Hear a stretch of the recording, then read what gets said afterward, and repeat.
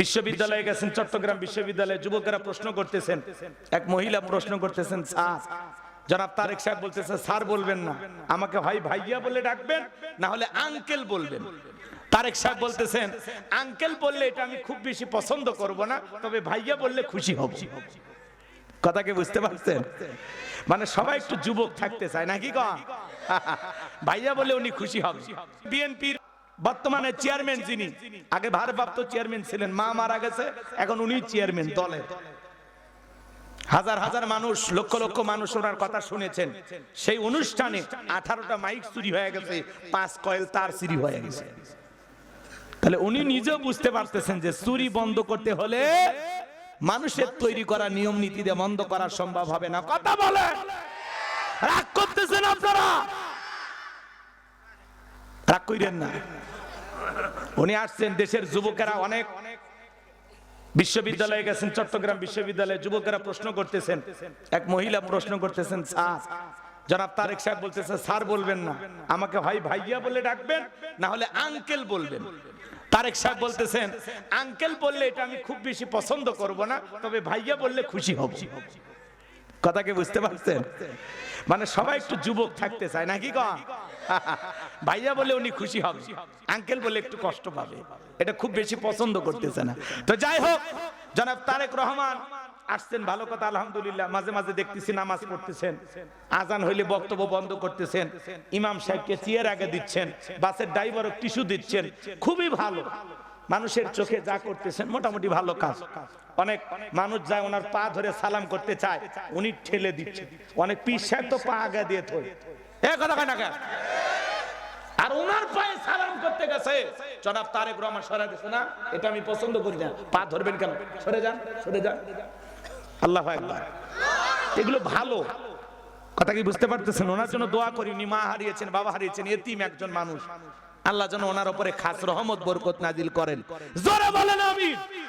তো আপনাকে বলতে চাই অনুরোধের ভাষায়, জনাব তারেক রহমান, আপনি যদি বাংলাদেশকে দারিদ্র মুক্ত করতে চান, এটা যদি আপনার স্বপ্ন হয়, মনের কথা হয়, তাহলে যাকাত ভিত্তিক অর্থনীতি চালু করতে হবে। যাকাত ভিত্তিক অর্থনীতি চালু করে একটা যাকাত মন্ত্রণালয় চালু করতে হবে। আর এই যাকাত মন্ত্রণালয়ের দায়িত্ব এদেশের বিজ্ঞ ইসলামিক স্কলার, দ্বীনের দায়ী আলেমদের কাজে দেওয়া লাগবে। ওই গুমসুর ডালসুর বিকাশের টাকা চল লুটপাটকারী, দেশের টাকা বিদেশে পাচার করে এমন দুর্নীতিবাজদেরকে দায়িত্ব দেওয়া যাবে না।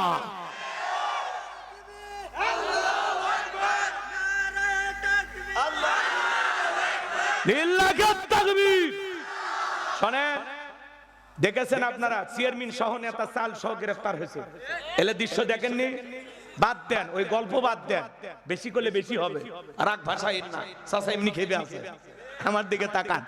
তাহলে আমি যে কথা বলতে চাচ্ছিলাম, শোনেন, বাংলাদেশকে যদি আপনি পরিবর্তন করতে চান, 54 বছরে পরিবর্তন হয়নি, এবার আমরা পরিবর্তন করতে চাই। 2026 সাল নতুন ইতিহাসের জন্ম দেবে, নতুন সূর্যের জন্ম দেবে, নতুন পথ চলার জন্ম দেবে। কথা বলেন। আলেমেরা কি করবে? সমস্ত ধনীদের তালিকা করবে। যাকাত মন্ত্রণালয়ের দায়িত্ব যাদেরকে দেওয়া হবে, এরা সমস্ত ধনীদের, কোটিপতি শিল্পপতি যারা আছে সবার তালিকা করবে, যাদের উপরে যাকাত ফরজ হয়ে গেছে। তালিকা করে কি করবে?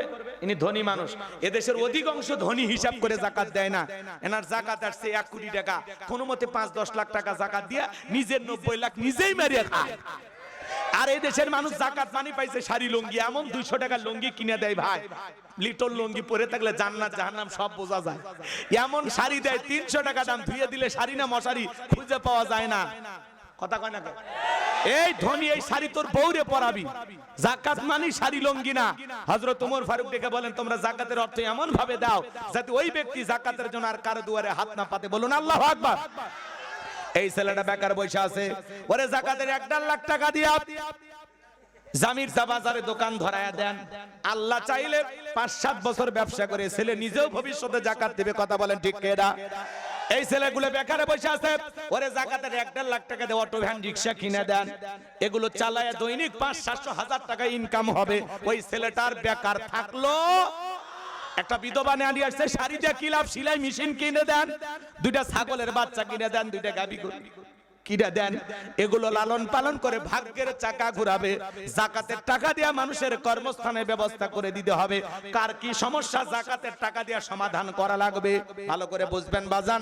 তাহলে ধনীরা জাকাত দিতে চায় না, জাকাত আদায় করা হবে।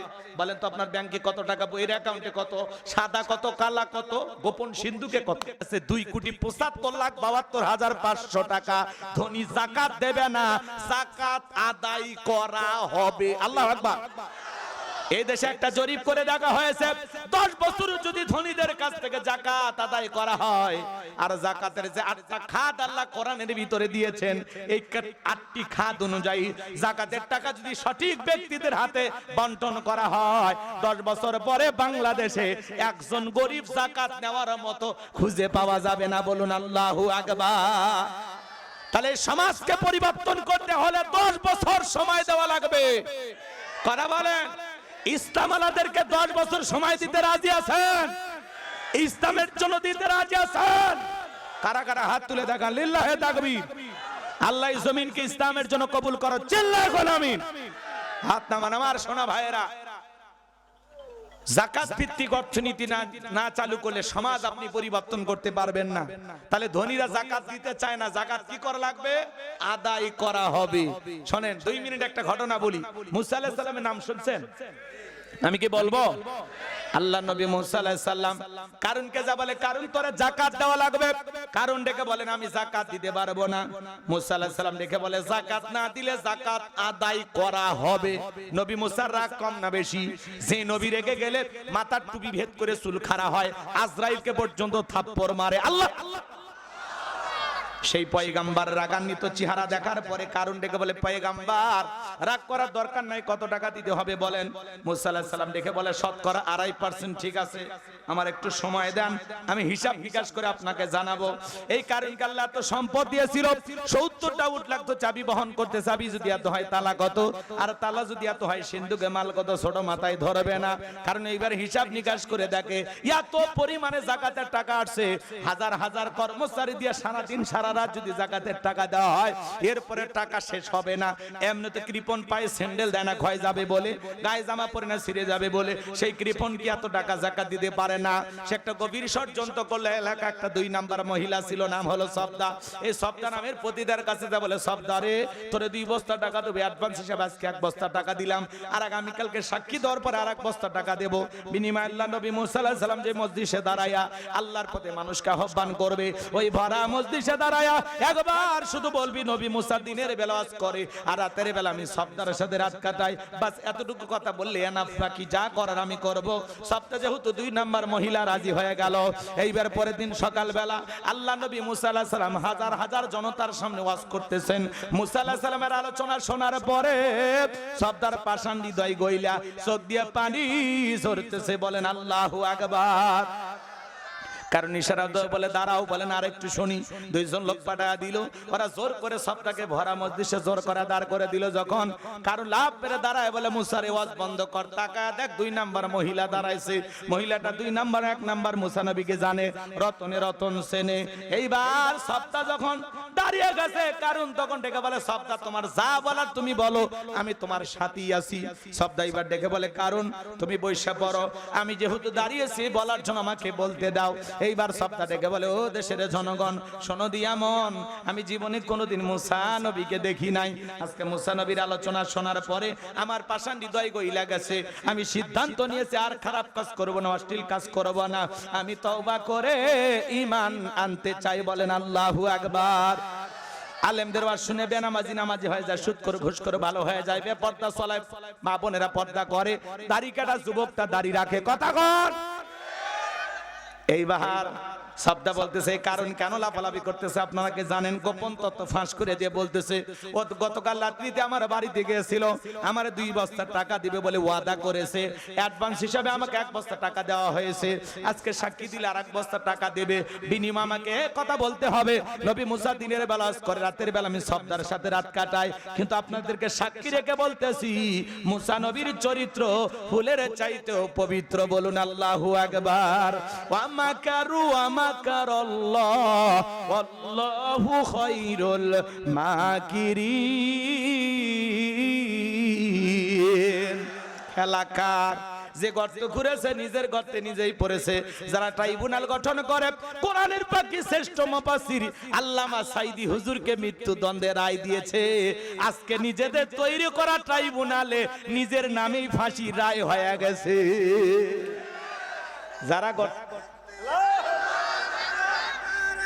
যারা গর্ত ঘরে নিজের গর্তে নিজেই পড়ে, কথা বলেন কার ক্ষতি কে করে? নিজের ক্ষতি নিজেই করে। আপনি কারোর জন্য ক্ষতির চিন্তা করতেছেন, ওর ক্ষতি করলে একদিন আপনারও ক্ষতি হবে। কারোর জন্য গর্ত ঘুরলে ঘুরতে ঘুরতে ওই নিজের গর্তে নিজেই পড়ে যাবে। কথা কয় না কে? ওই যে আবু জেলের একটা ঘটনা ছিল না, ওইদিকে যাওয়ার সুযোগ দেরি হয়ে যাবে। কষ্ট হচ্ছে আপনাদের? সুযোগ নাই বাজান, সুযোগ নেই, সুযোগ আরো পয়েন্ট আছে না অনেকগুলো কথা। লিল্লাহে তাকবীর। আমার দিকে তাকান বাজান গো আমার। এইবার সবটা যখন গোপন তত্ত্ব ফাঁস করে দিয়েছে, মুসা আলাইহিস সালাম রাগান্বিত হয়ে ডেকে বলে, আল্লাহ চাইতে গেছিলাম যাকাত, আর আমার বিরুদ্ধে এত বড় অপবাদ, এটা তো মেনে নেওয়া যায় না।